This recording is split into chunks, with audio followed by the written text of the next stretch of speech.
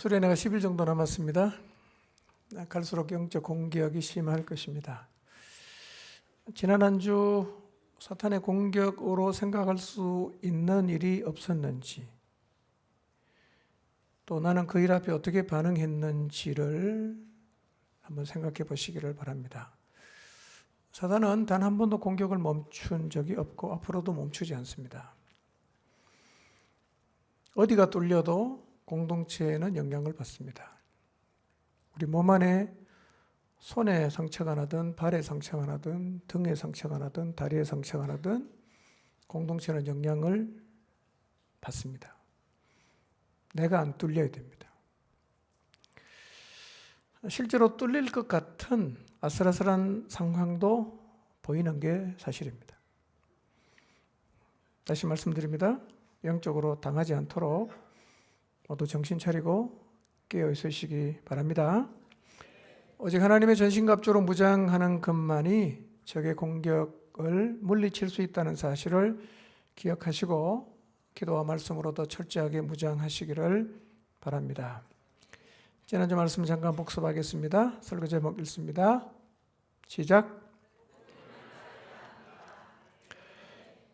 오순절에 성령님이 오신 그날 120명이 성령의 충만함을 입었습니다.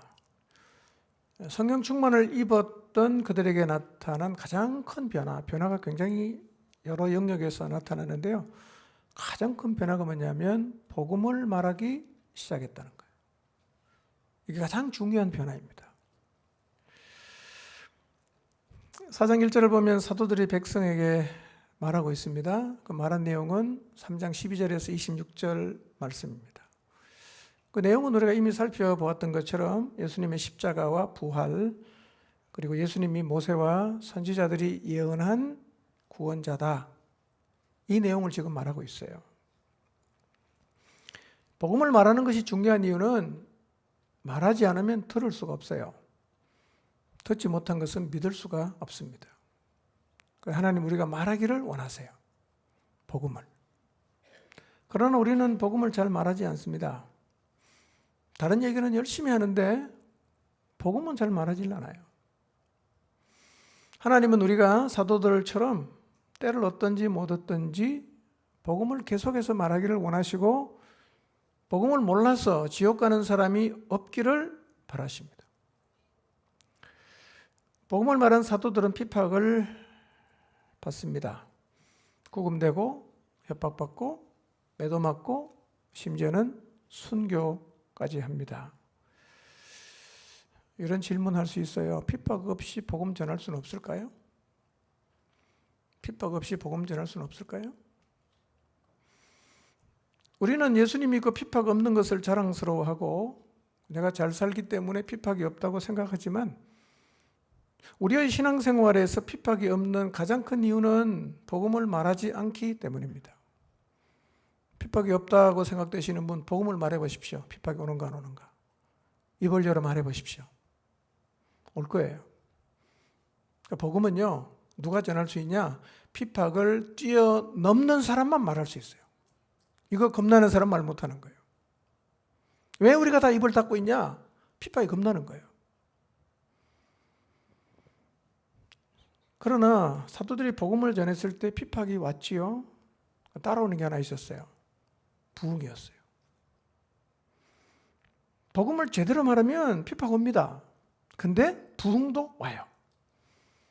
그러나 복음을 말하지 않거나 적당하게 말을 하면 핍박도 안 오지만 부흥도 안 와요. 여러분 사도들이 복음을 말하지 않았다면 당연히 핍박이 없겠죠. 근데 뭐도 없어요? 부흥도 없습니다. 왜 교회가 잠자는지 아세요? 말하지 않기 때문입니다. 핍박은 없어요. 평화로운 것 같아요. 사실은 그런 교회는 존재 이유가 없어요. 왜 존재합니까 교회가? 복음을 말해야 되는데 입 닫고 있으면 하나님 보실 때 그 교회는 있으나 마나 한 교회입니다. 여러분 사도들이 복음을 말하지 않거나 적당히 말했으면 핍박도 없었고 부흥도 없었을 것입니다. 그러니까 그리스도인으로 우리가 걸어가야 할 길이 두 개가 딱 있죠. 핍박과 부흥이 있는 길, 핍박 없고 부흥 없는 길, 두 길이에요. 둘 중에 하나를 걷고 있어요? 어느 길을 걷고 있을까요? 하나님은 핍박이 있지만 부흥이 있는 길을 우리 모두가 걸어가기를 원하십니다. 이 길 걷게 되시길 바랍니다. 근데 세상은 왜 복음을 싫어할까요? 세상은 왜 교회를 싫어할까요? 유독 알레르기 반응을 보입니다. 이유가 뭐냐면 세상의 배후가 사탄이기 때문에 그렇습니다. 여러분, 세상은 뚜렷한 이유가 없어요. 무조건 교회를 싫어합니다. 복음을 듣기 싫어합니다. 뭐 다른 이유를 대겠지만 사실은요, 배후가 사탄이기 때문에 사탄은 이 소리 듣기 싫은 거예요. 예수 얘기 듣기 싫고 구원 얘기 듣고 싶고 지옥 간다는 얘기 듣기 싫은 거죠. 사탄의 영향을 전적으로 받는 세상이 복음을 싫어한다. 하나도 이상하질 않아요. 원래 정상입니다. 지도 지휘를 해야 되니까. 이날 베드로의 설교는 적당한 설교가 아니었습니다. 유대인들이 아주 특히 거북한, 아주 거슬리는 설교였어요. 당신들이 예수님 십자가에 못 박아 죽였습니다. 하나님이 그를 다시 살렸습니다. 회개하고 돌이키십시오. 이분을 믿으십시오. 그러면 새롭게 되는 날이 올 것입니다. 이게 설교의 핵심이거든요. 유대인들 듣기 싫은 소리입니다. 근데 아마 유대인이나 종교 지도자들이나 비슷한 생각이거든요. 이런 소리 들으면 회개하는 게 아니라 열을 내거나 대들어야 됩니다. 근데 기적이 일어났어요. 4장 4절을 보면 이 설교했는데 예루살렘 믿는 사람이 몇 명 됐냐? 5천 명이 됐다. 5천 명. 사실 우리도 복음을 전할 때 비슷한 생각을 많이 하죠. 이 말을 누가 믿을까? 2000년 전에 유대 땅에 오신 예수님이 하나님의 아들이란다. 그분이 십자가에 죽은 게 내 죄 때문이란다. 누가 이걸 믿겠냐? 누가 이 말을 듣고 믿고 예수님을 구원자로 받아들이겠나라는 생각을 하죠? 여러분, 그렇지 않습니다. 복음에는 능력이 있고 성령이 역사하시면 이 사실을 그냥 믿어요. 왜냐하면 이게 사실이기 때문에. 하나님 인간을 구원하기 위해서 하신 일이 바로 정확하게 이 일이에요. 그러므로 우리는 성령님을 의지하고 복음을 계속 말해야 합니다. 그러지 않았지만 만약에 베드로가 핍박을 피하려고 모여든 무리에게 축복하고 덕담이나 했더라면 어떻게 되었을까요? 분위기를 봐가면서 몸을 사리면서 예수님 부활 같은 얘기는 안 하고 그냥 하나님 잘 믿고 복 받으라 이렇게 얘기했으면 어떻게 됐을까요? 아무 일도 안 일어나죠. 우리가 지금 그렇게 하고 있지 않는가를 돌아봐야 돼요. 들어도 별로 영향가 없는 얘기, 다른 종교에서 하는 기복적인 얘기나 우리가 만약에 하고 있다면 그 얘기는 사실은 하나 많아요. 할 필요가 없어요. 우리가 할 얘기는 그 얘기가 아니라는 거예요. 하나님 인간을 구원하기 위해서 하신 일을 정확하게 말해야 됩니다. 거기에 뭐가 있어요? 능력이 있어요. 거기에 구원이 있단 말이에요. 복음을 전하면 성령의 역사하심을 믿으시기 바랍니다. 네, 성령님은 오늘 여기 계시고 오늘 예배 가운데 말씀 가운데 역사하십니다. 그렇다면 여러분의 마음속에 성령께서 더 큰 믿음을 허락해 주실 것입니다. 종교 지도자들이 붙잡아 놓고 신문합니다. 누구에게 권한을 받아서 이 얘기하냐? 여러분, 복음 전하는 일은 사람에게 허락받을 일이 아님을 믿으시기 바랍니다. 누구한테 허락받아요? 하나님이 하라고 했는데. 복음은 하나님이 명령하셨기 때문에 하는 것이지 사람에게 허락받고 전하는 게 아님을 잊지 마시기를 바랍니다. 베드로가 말하죠. 천하 인간의 구원 얻을 만한 다른 이름을 주신 일이 없다. 이 진리가 도전을 받고 있지요. 우리 시대는 모든 종교에 구원이 있다는 종교다운 주의자들의 목소리가 점점 커지고 있습니다. 사람들이 이 얘기를 더 좋아합니다. 왜냐하면 공생해야 되잖아. 니도 좋고 나도 좋고 이렇게 말해야지. 니 나 틀렸고 내만 다 맞다. 이게 싫어하거든요. 그런 얘기 싫어한단 말이에요. 그러니까 기독교를 싫어하는 이유 중에 하나도 그거예요. 왜 니만 맞냐? 우리 다 맞다고 좀 말해줘라. 이거예요. 근데 다 맞다고 말하는 사람이 드디어 나타났어요. 모든 종교에 다 구원이 있다. 여러분, 1 더하기 1이 2지요. 다른 정답이 있습니까? 없지요. 1 더하기 1의 정답이 2밖에 없다고 말하면 독선적입니까? 독선적입니까? 그렇게 말해야죠. 여러분, 진리는 하나밖에 없는데 진리를 말한다고 독단적이라고 말할 수는 없어요. 우리가 티를 내려고 배타적이 되는 게 아니고요. 진리가 하나님이 예수 그리스도만이 유일한 구원자라고 말씀하시기 때문에 우리도 그렇게 말하는 거예요. 아멘입니까? 진리는 여러 개 있는 게 아닙니다, 여러분. 천하인간의 구원 얻을 만한 이름은 예수님밖에 없습니다. 그 이름에 치유의 능력이 있습니다. 그 이름에 인생을 새롭게 하는 능력이 있습니다. 그리고 구원하는 능력이 있습니다. 이게 복음이에요. 이 복음을 말해야 됩니다. 이게 우리에게 주신 최고의 사명임을 다시 한번 마음에 새기시기를 바랍니다. 자, 오늘은 13절에서 22절까지인데요. 20절까지밖에 못할 것 같아요. 자, 설교 제목 한번 읽어보겠습니다. 설교 제목이 바뀌었습니다. 시작. 네. 자, 복음을 전하면 부흥도 오지만 뭐도 온다 그랬어요? 핍박도 오죠. 우리는 부흥은 원해요. 근데 핍박은 싫은 거예요. 핍박은 두려운 거예요. 그래서 입을 닫아요. 근데 가만히 보면 두 부류의 사람이 있어요. 핍박을 받으면서도 계속 복음을 말하는 사람이 있고, 핍박을 딱 받으면 바로 꼬리 내리고 절대로 말 안 하는 사람이 있어요. 차이가 뭘까요? 왜 어떤 사람은 고난을 두려워하지 않고 핍박을 겁내지 않고 계속 복음을 말하고, 어떤 사람은 핍박이 조금만 하면 바로 멈춰버리는 걸까요? 그 차이가 뭘까요? 핍박을 두려워하지 않는 담대함은 도대체 어디에서 오는 걸까요? 누가 핍박을 뛰어넘어 복음을 계속 말할 수가 있을까요? 오늘은 그 질문을 가지고 오늘 말씀을 좀 살펴보도록 하겠습니다. 성전에 올라가던 베드로와 요한이 아름다운 문이라는 미문 앞에서 구걸하던 나면서부터 걷지 못하는 사람을 일으키는 기적을 행했어요. 엄청난 기적이죠.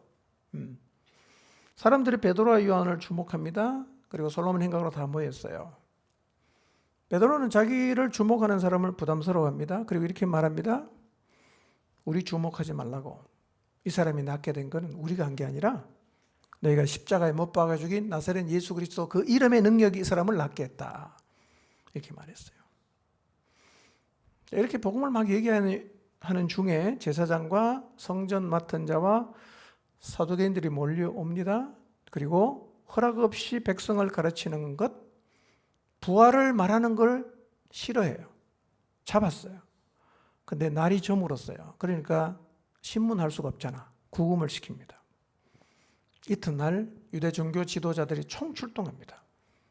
사도들을 공회 가운데 딱 세워놓고 신문을 합니다. 신문의 요지는 이거예요.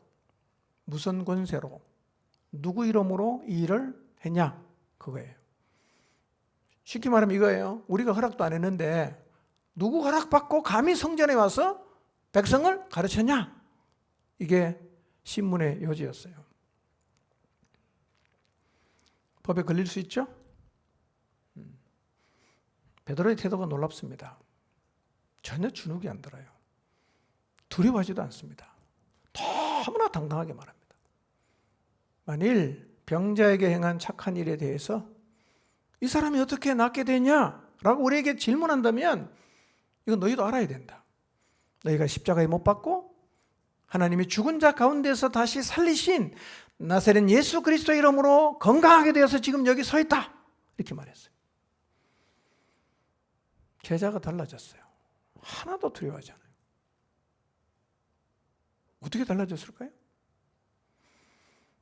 여러분, 인간적으로 결단하면 이렇게 될까요? 나 지금부터 두려워 안 할 거야. 나 핍박을 받을 거야. 그렇게 결심한다고 핍박을 감수하면서 복음 전하는 게 가능할까요? 안 됩니다. 그거는요, 한 번은 되지만 두 번은 못 합니다. 핍박을 감당할 수 있는 뭔가 내적인 에너지가 있단 말이에요. 그게 있어야 가능해지는 거예요. 하여튼 베드로 인생에 뭔가 변화가 생겼어요. 네, 하나도 겁을 안 내는 거죠. 자, 13절, 14절 보겠습니다. 시작. 베드로와 요한이 그들을 본래 학문 없는 범인으로 알았다가 이상히 여기며 또 전에 예수와 함께 있던 줄도 알고 또 병 나은 사람이 그들과 함께 서 있는 것을 보고 비난할 말이 없는지라. 이 사실 산헤드린 공회 앞에는요, 서면 덜덜덜 떨어야 됩니다. 그리고 버벅거려야 됩니다. 너무 무서운 자리거든요. 근데 이 베드로와 요한이요, 하나도 두려워하지 않아요. 너무나 확신차게 얘기하는 거예요. 거꾸로 종교 지도자들이 놀래 자빠지는 거예요. 근데 지금 베드로가 보이고 있는 이 대담함이 예사롭지 않은 이유는요, 이 자리가 어떤 자리냐면 유대의 사법권, 그 다음에 종교적인 재판권을 가진 71명의 산헤드린 공회의 자리예요. 산헤드린 공회는 당시 유대 최고 권력 기관인데요, 대제사장이 의장이고 율법사들, 유명한 선생들이 의원인데요, 여기는 사람도 죽일 수 있어요. 불과 2달 전에 예수님을 십자가에 못 박으라는 판결을 내린 곳이 이곳이에요. 이 공회가 예수님을 십자가에 신성모독죄로 엮어서 십자가에 못 박아야 된다고 결정한 공회가 여기에요. 자, 그러면 이 사람들이 마음먹으면 베드로를 죽일 수 있나요, 없나요? 있죠. 벌벌 떨어야 된단 말이에요. 내 말 잘못하면 죽겠다, 오늘 제삿날이겠다, 이렇게 생각할 수 있어요. 정말 이 자리는요, 서서히 퍼런 자리예요. 여기는 보통 사람은요, 생각을 하고 가도 버벅댈 수밖에 없고 말 한마디를 내도 생각하면서 해야 되는 너무나 두려운 자리예요. 베드로도 계산 안 하겠어요? 산헤드린 공회 앞에 내가 어떻게 말해야지, 계산 다 될 거예요. 만약에 베드로가 살려고 했다면 어떻게 해야 될까요? 말을 바꿔야 됩니다. 예수님의 죽음이나 부활이나 예수님의 이름으로 이 사람이 승하겠다는 얘기는 빼야 됩니다. 예수님의 얘기 일치 안 하고 이렇게 말하면 되겠죠. 하나님이 이 병자를 치유했다. 그렇게 말하면 살아날 수 있어요. 베드로가 말을 바꿉니까? 안 바꿉니다. 아주 당당하게 예수님을 전해요. 이런 얘기입니다. 죽어도 괜찮다는 거죠. 여러분, 목숨을 내놓고 죽음을 불사하는 이 담대함은 도대체 어디서 나온 걸까요? 무슨 배짱으로 이렇게 얘기하는 걸까요? 자, 베드로와 요한이 학문이 없고 범인이라 그랬어요. 그러니까 배운 것이 없는 평범한 사람이라는 말이에요. 근데 베드로의 말을 듣고 산헤드린 공회 의원들, 율법 전문가들이 깜짝 놀라는 거예요. 왜냐하면 전문적인 훈련을 받은 적이 없는 사람이 구약 성경을 인용해서 메시아 예언이 성취되었다는 것을 설득 있게 정확하게 증언하고 설교하는 걸 보고 충격을 받은 거예요. 여러분, 그때는 성구사전 없어요. 그 성경이 이렇게 매여 있지도 않아요. 그리고 보통 사람 책도 못 갖고 있어요. 비싸갖고. 근데요, 전문적 율법 교육도 안 받았는 베드로가 구약에 있는 메시아 예언을 정확하게 인용하고 그것이 성취되었다는 설명을 하니까요, 이 산헤드린 공회 의원들, 율법 전문가들이 깜짝 놀라는 거예요. 도대체 어떻게 된 일인가? 여러분, 신학 공부를 안 해도요, 성령을 받으면 예수 그리스도가 누군지를 알 수 있어요. 성령을 받으면 그 예수님을 전할 수 있습니다. 여러분, 지식이나 학문은 사람을 감동시킬 수는 있어도 사람을 구원하지는 못해요. 사람의 영혼을 구원하는 것은 말씀과 성령과 예수님입니다. 종교 지도자들은 지식은 대단히 많았지만 성령이 없었단 말이에요. 그들이 본 베드로와 요한은 학문이 없고 평범한 사람, 표준세번역은 이렇게 번역했어요. 인간적으로 보잘것없는 사람, 이렇게 번역했어요. 그러니까 그들이 볼 때 베드로와 요한은 보잘것없는 사람이에요. 그러나 여러분, 하나님은 인간적으로 보잘것없는 사람도 쓰시고 배운 것 없는 사람도 쓰시고 연약한 사람도 쓰십니다. 그렇기 때문에 여러분 주님을 따라가면서 나는 이것 때문에 혹은 나는 저것 때문에 못하겠다, 할 수 없다, 이렇게 인간 조건으로 여러분이 주님을 따르는 한계를 정하지 마시기를 바랍니다. 인간 조건은 중요하지 않아요. 하나님은 마른 막대기를 가지고도 사람을 만들 수 있는 분 아닙니까? 중요한 건 뭐냐? 하나님의 영인 성령의 충만을 입는 것이고 성령의 인도를 따르는 거예요. 이거면 충분한 거예요. 고린도전서 1장 25절 27절 한번 볼까요? 시작. 하나님의 어리석음이 사람보다 지혜롭고 하나님의 약하심이 사람보다 강하니라. 형제들아 너희를 부르심을 보라.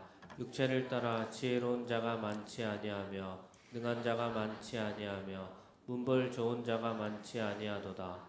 그러나 하나님께서 세상에 미련한 것들을 택하사 지혜 있는 자들을 부끄럽게 하려 하시고 세상에 약한 것들을 택하사 강한 것들을 부끄럽게 하려 하시며. 하나님의 어리석음이 사람보다 지혜롭다. 하나님의 약하심이 사람보다 강하다. 바울이 고린도 교인들 향해서 말합니다. 야, 너 하나님 부르심을 봐라. 지혜로운 자가 많지 않지 않냐? 능한 자, 문벌 좋은 자가 별로 없지 않냐? 하나님은 오히려 세상에 미련한 자, 약한 자를 들어 쓰신다고 말하고 있어요. 우리 약점이 있습니다. 부족한 게 있지요. 좋지 않은 조건이 있을 수 있습니다. 그러나 하나님의 손에 붙들리면 그것은 절대 한계가 되지 않습니다. 성령님 함께 하시면 하나님의 한계를 뛰어넘게 하시고 부족한 사람을 통해서 하나님의 위대한 역사를 이루어 가심을 진실로 믿으시기를 바랍니다. 다윗은 아버지에게 인정을 못 받은 사람이에요. 저는 참 그걸 보면 놀랍니다. 초대 왕 사울이 아말렉과의 전쟁에서 하나님 말씀 순종을 안 했을 때 하나님은 선지자 사무엘을 베들레헴으로 보내요. 누구를 반았다는 거예요? 다윗을 반았다는 거예요. 놀라운 거는요, 아니 그 시골에서 양치는 목동으로 있는 아무런 그 영향력도 없고 이름이 없는 무명의 다윗을 하나님은 이미 다 반았어요. 베들레헴으로 누구 기름 부으러 보냅니까? 다윗에게 기름 부으러 보내는 거예요. 아버지도 인정 안 해서 처음에 데리고 왔을 때 막내는 양 돌보게 하고 안 데리고 왔습니다. 그런데 그가 위대한 이스라엘의 성군이 되지 않았습니까? 유대인들이 가장 존경하는 사람 다윗이에요. 이스라엘 국기는 다윗의 별입니다. 그는 별로 내세울 만한 게 없는 사람이었어요. 자, 그런데 베드로가 원래 이렇게 담대한 사람이었어요? 아닙니다, 여러분. 베드로 담대한 사람 아니었어요. 예수님 잡혔을 때 일단 모든 제자가 다 도망갔지요. 그래서 의리를 지키려고 베드로가 용기를 내어서 대제사장의 뜰 안까지는 갔어요. 여정이 알아보고 너도 그와 함께 있었다 그러니까요, 깜짝 놀라면서 하는 얘기가 뭡니까? 뭔 소리 하십니까? 난 몰라. 두 번째, 너 예수님과 함께 있던 사람 맞잖아. 그때 베드로가 이렇게 말합니다. 나는 네가 하는 말이 무슨 말인지는 못 알아듣겠다. 예, 주님이 신문 받고 있는 옆에서 안면 몰수하고 주님하고 나랑 아무런 상관이 없다고 시치미를 딱 대고 있어요. 세 번째 사람이 나타나서 이렇게 말해요. 네 말씨를 보니까 너 예수님하고 한패 맞네. 베드로가 어떻게 합니까? 이제는 저주까지 하면서 맹세해요. 나 그 사람 모른다. 왜 이렇게 부인합니까? 두려움 때문입니다. 너무너무 두려웠어요. 이처럼 용기 없던 베드로가 이제는 사람을 마음만 먹으면 죽일 수 있는 산헤드린 공회 앞에 피자가 되었지만 하나도 두려워하지 않아요. 하나도 두려워하지 않습니다. 무슨 힘으로, 도대체 이 두려움을 이겨낼 수 있는 힘은 어디서 나오는 걸까요?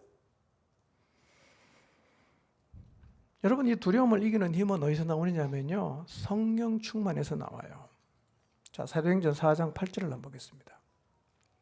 시작. 이에 베드로가 성령이 충만하여 이르되 백성의 관리들과 장로들아. 성경은 베드로가 산헤드린 공의에 가서 담대하게 말할 수 있었던 이유가 뭐라고 이야기합니까? 성령 충만했기 때문에 이렇게 말을 해요. 자, 예수님 3번 부인하고 부활하신 주님을 만난 후에도 고기 잡겠다고 갈릴리 바다로 돌아갔던 베드로가 지금은 죽음을 두려워하지 않고 복음을 막 담대하게 외치고 있는데 그 이유가 뭐냐면 성령 충만이라는 거예요. 왜 성령 충만하면 두려움을 이길까요? 성령 충만하면 어떻게 변합니까, 사람이?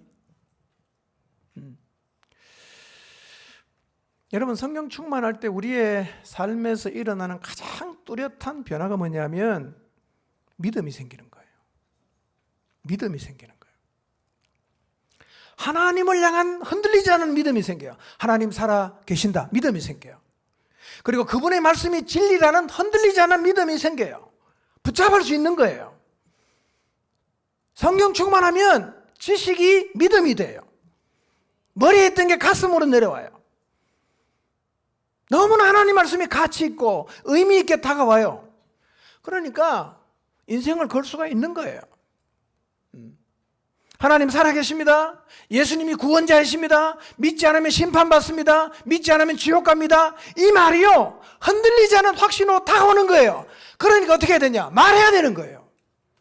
모르면 다 지옥 가니까 일단 말을 해, 알려는 줘야 될 거 아니에요. 여러분, 성령 충만하면요, 하나님에 대한 믿음과 하나님 말씀에 대한 흔들리지 않은 믿음이 내 안에 확 들어와요. 말하는 거예요. 죽어도 괜찮아요. 여러분, 성령 충만했던 초기의 그리스도인들은요, 순교를 마다하지 않았습니다. 이유가 뭐냐? 인생에 있어서 가장 중요한 게 하나님이야. 목숨을 걸어도 붙잡아야 되는 게 하나님 말씀이야. 그러니까 하나님이 말씀하시면 인생을 그냥 던지는 거예요. 하나도 안 두려워요. 애를 쓰는 게 아니라 진리에 대한 확신이 생기면요, 두려움이 사라지고 하나님 말씀을 붙잡게 된단 말이에요.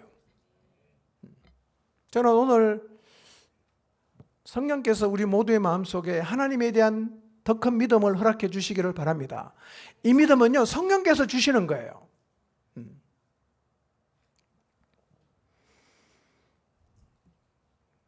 베드로와 요한이 거침없이 사내들인 공회에서 그들이 정말 듣기 싫어하는 얘기를 그냥 대놓고 다 하는 거예요. 십자가 얘기, 부활 얘기. 그러면 유대 종교 지도자들이 잡아넣으면 되잖아. 예수님도 죽이는데 사도들 못 죽입니까? 근데 어떻게 하지를 못하는 거예요. 왜 그럴까요? 이유가 한 3가지 나와 있어요. 하나는 뭐냐? 보잘것없는 사람으로 알았던 이 사람들이 너무나 탁월하게 성경을 말하는 걸 보고 놀란 거예요. 뭐가 있다. 어떻게 저렇게 말할 수 있지? 고기제비 출신인 거 알고 있는데. 또 하나는 사내들인 공회 회원들은 베드로와 요한이 예수님이 제자인 걸 알았어요. 그러니까 예수님이 제자니까 예수님처럼 그런 기적을 행할 수 있겠다고 생각했어요. 그런데 무엇보다도 그들이 이 베드로와 요한, 듣기 싫은 소리를 해대는, 조금도 주눅들지 않고 담대하게 복음을 말하는 이 베드로와 요한을 어떻게 할 수 없었던 이유는 뭐냐? 40년 동안 못 걷던 사람이 지금 옆에 서 있는 거예요. 현장에 서 있단 말이야. 어떻게 할 수가 없어. 거짓말이 아니거든. 여러분, 오늘 우리에게 필요한 건요, 오늘 우리 교회에 필요한 게 뭐냐면 하나님의 역사예요. 사람들이 부인할 수 없는 하나님의 역사가 나타나면 세상이 교회를 비난할 수 없어요. 우리 안에요, 하나님의 역사가 일어나야 됩니다. 복음의 능력으로 사람이 변화되는 일이 계속 일어나야 합니다. 왜 교회가 세상에 자꾸 씹히느냐면 우리의 신앙이 지식에만 머물러 있거나 말이 전부기 때문에 그런 거예요. 말로만 다 하는 거예요. 그러니까 교회를 쉽게 생각합니다.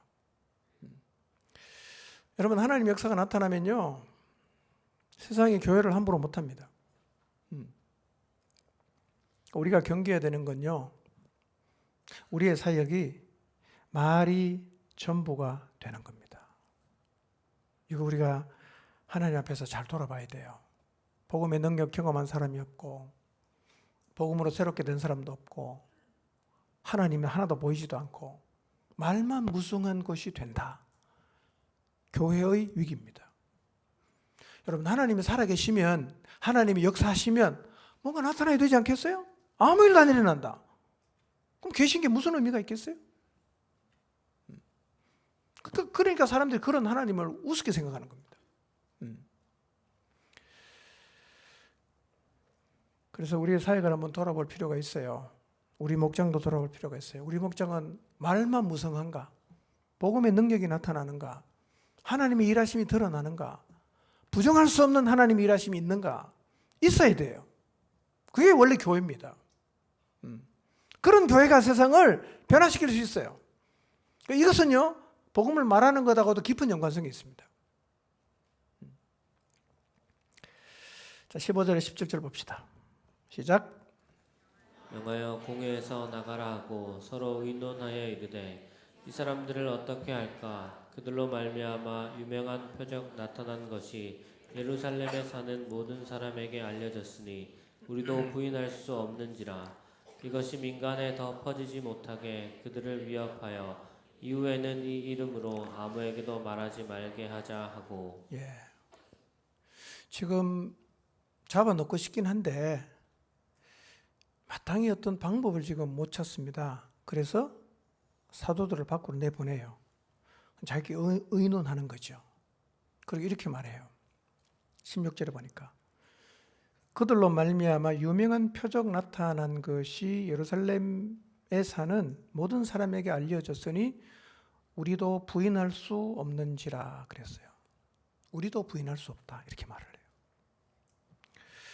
여러분, 표적을 부인할 수 없다면 생각해 봐야 됩니다. 저 표적이 도대체 어떻게 나타났냐 이거예요. 예수님이 이 땅에 계실 때 표적을 많이 행하셨죠. 표적의 의미가 뭐냐면 이런 거예요. 내가 지금 여기 있다 이렇게 말하는 거예요. 내가 지금 살아있다 이걸 보여주는 게 표적이에요. 그러면 베드로와 요한을 통해서 표적이 일어났으면 누굴 봐야 돼요? 하나님 계시는구나 이걸 봐야 된단 말이에요. 여러분, 표적이 일어났을 때 마음을 열면 하나님을 볼 수가 있어요. 근데 이 사람들은요, 표적이 나타난 건 인정해. 근데 마음을 더 닫아버리는 거예요. 빛이 조금이라도 들어오면 안 돼. 그리고 닫는 거예요. 참으로 완악한 사람이에요.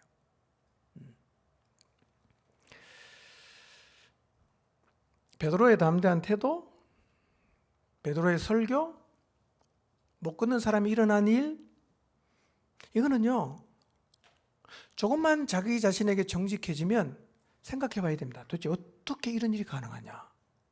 우리가 죽인 예수 그가 진짜 메시아 맞나? 맞는 것 같아. 이렇게 가야 된단 말이에요. 왜냐하면 자기들 눈앞에 지금 설명할 수 없는 일이 계속 일어나고 있잖아요. 마음을 열면 빛이 비춰요. 그런데 이 사람들은 의도적으로 마음을 닫았습니다. 회개 안 하는 거예요. 안타까운 일입니다. 왜 이 사람들은 그렇게 마음을 안 열까요? 이유는 이거예요. 마음을 열고 예수님을 받아들이면 자기들이 포기할 게 너무 많은 거예요. 지금 누리고 있는 모든 기득권을 다 포기해야 돼요. 그럴 자신이 없는 거예요. 여러분, 이 정도의 기적과 이 정도의 사람의 변화와 이렇게 자기 눈앞에 펼쳐진 명확한 역사에 대한 복음의 설교를 듣고도 회개를 안 했다. 이 사람은 영원히 지옥 자식일 수밖에 없습니다. 더 이상 뭘 더 보여줍니까? 세트로 다 보여줬단 말이에요. 뒤집어보면 이런 얘기입니다. 이렇게 성령 충만한 역사와 복음의 말씀과 부인할 수 없는 기적이 일어나도 하나님의 은혜를 못 받는 사람이 생겨날 수 있다는 말입니다. 이 정도 기적, 이 정도 표적을 보고도 복음을 안 받아들였다면 오늘날도 우리 가운데 나타나는 하나님의 여러 역사를 보면서도 안 믿을 가능성은 있다 이 말입니다. 뭐가 무서운 거냐? 마음을 닫는 게 진짜 무서운 거예요.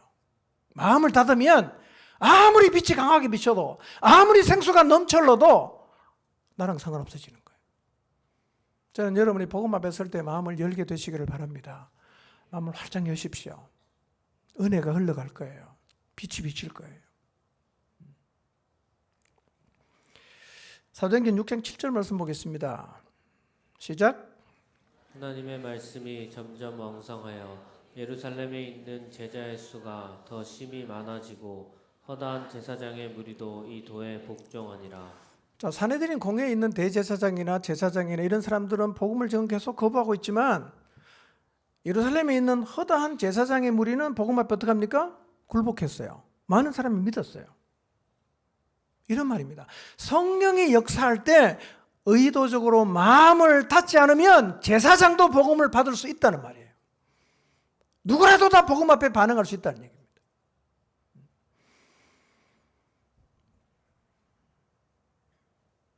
지난번 베드로의 설교를 들었던 사람 중에 3,000명은요. 어찌할꼬 하면서 가슴을 쳤어요. 회개합니다. 성령을 선물로 받아요. 침례받고 구원받았어요. 근데 똑같이 사내들인 공회 의원들이 베드로의 설교를 듣고 일어난 일을 보고 이렇게 말해요. 어떻게 할꼬? 어떻게 할꼬? 고민을 했어요. 그러나 마음을 닫았기 때문에 아무 일도 안 일어났어요. 저는 이런 비극적인 일이 오늘 여기 계신 단 한 분에게도 일어나지 않게 되기를 바랍니다.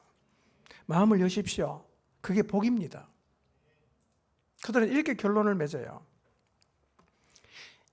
이것이 민간에 퍼지지 못하도록 위협하고 이후부터로는 이 이름으로 아무에게도 말하지 말라고 경고하고 풀어주자. 이렇게 결론 내립니다.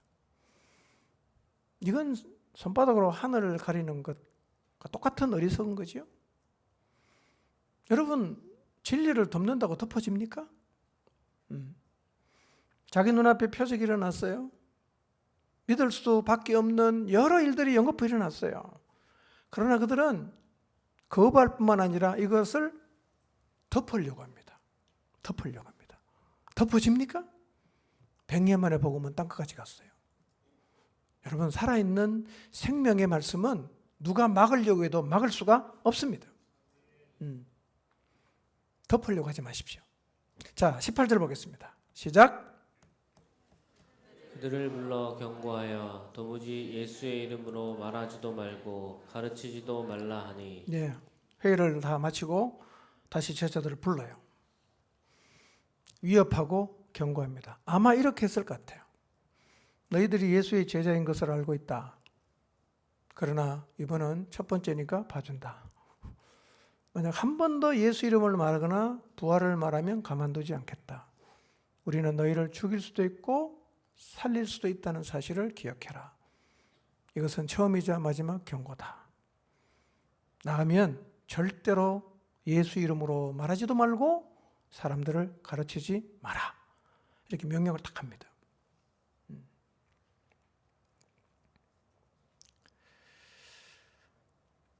19절입니다.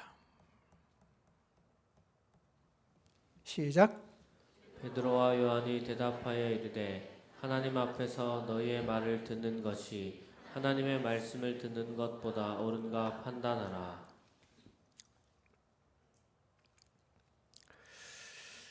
여러분, 이 말씀을 한번 묵상해 보십시오. 너희 앞에서, 하나님 앞에서 너희의 말을 듣는 것이 하나님의 말씀을 듣는 것보다 옳은가 판단하라.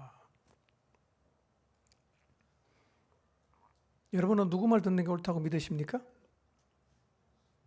정답은 하나님이에요. 사는 거는요, 사람 말 잘 듣죠. 사람 말 잘 듣습니다. 베드로는 지금 이론으로 얘기하는 게 아니에요. 마음 가운데 솟아나는 확신입니다. 하나님 말씀 들어야 된대요. 하나님 살아계시는데요. 하나님의 나라가 있는데요. 이 말씀이 영원히 변하지 않는 진리인데요. 나는 이 말씀을 따라 산다. 선포해요.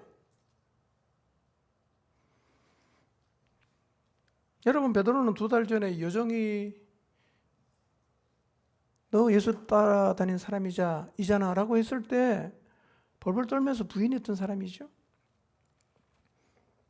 그럼 지금은요, 예수님을 잡아 죽인 사내들인 공의 앞에서 이렇게 담대하게 얘기를 해요.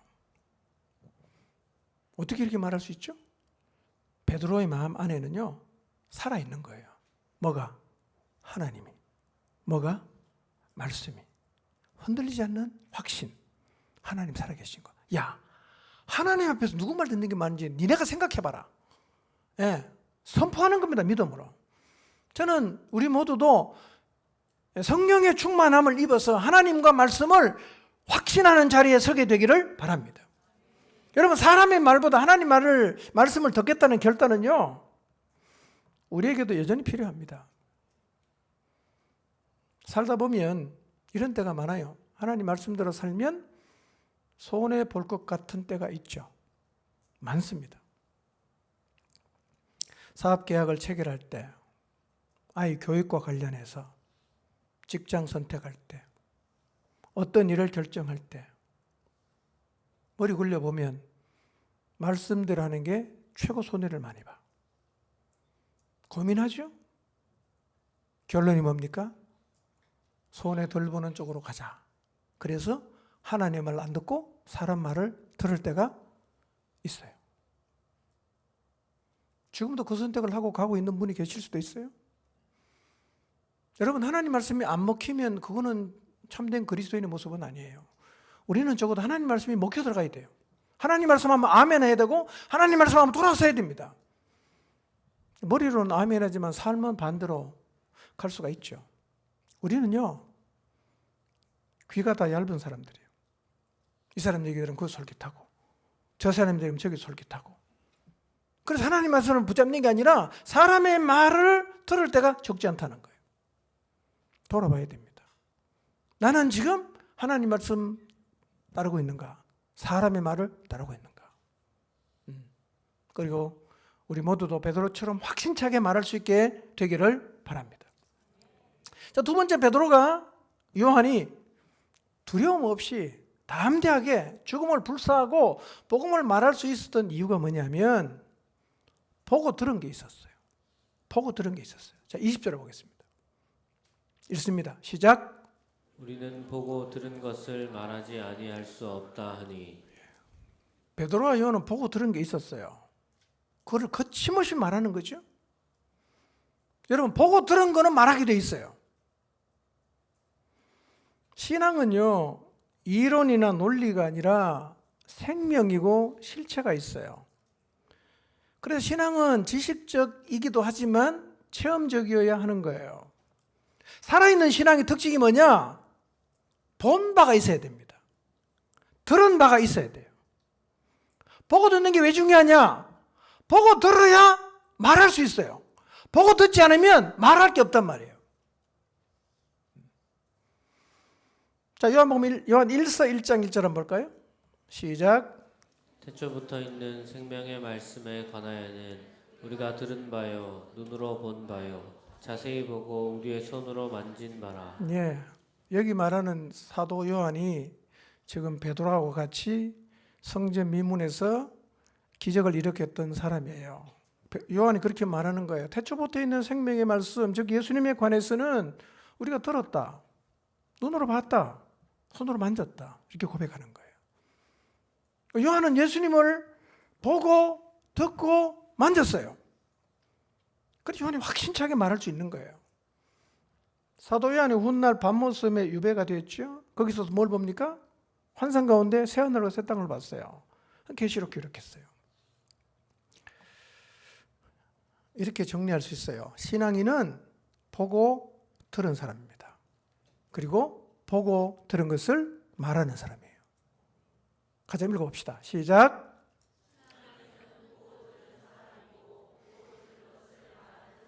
네.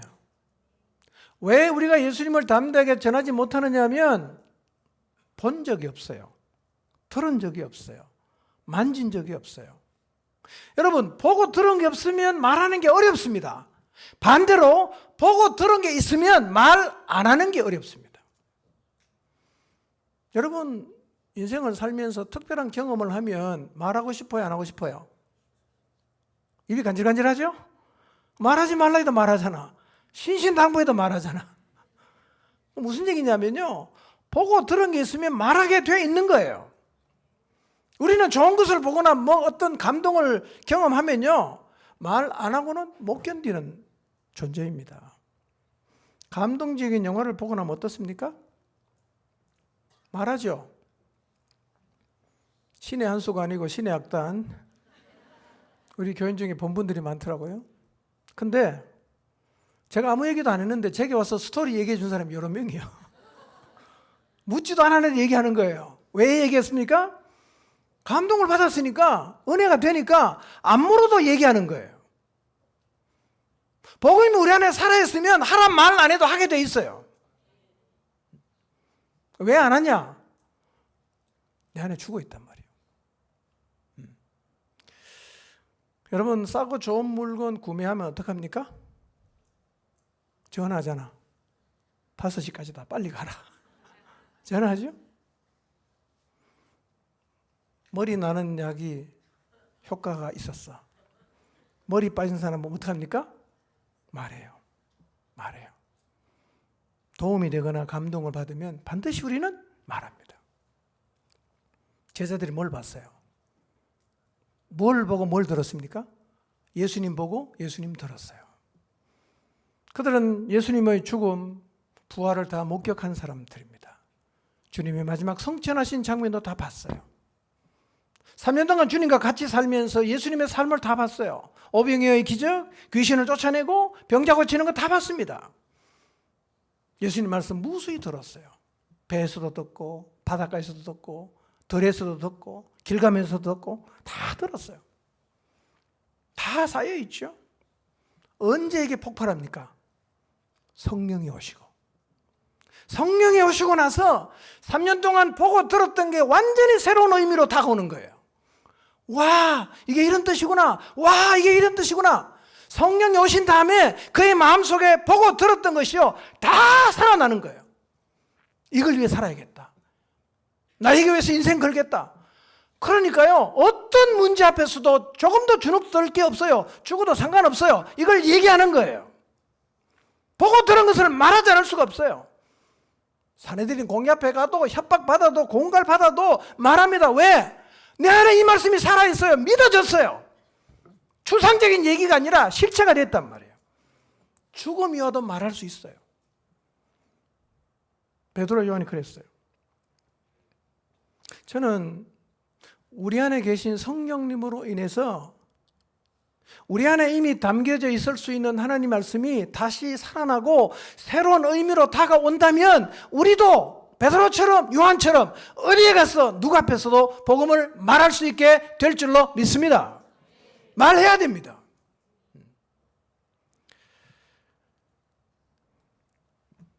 여러분, 두려움 없이 말하는 것의 출발이 뭐냐면 보고 듣는 거예요. 그래서 복음은요, 말하는 것보다 우선되는 게 뭐냐면 보고 들어야 됩니다. 우리가 어디서 예수님 보고 들을 수 있어요? 어디서? 교회입니다. 그 교회가 중요한 거예요. 예배가 중요한 거예요. 교회를 통해서 누굴 봐야 됩니까? 하나님 봐야 됩니다.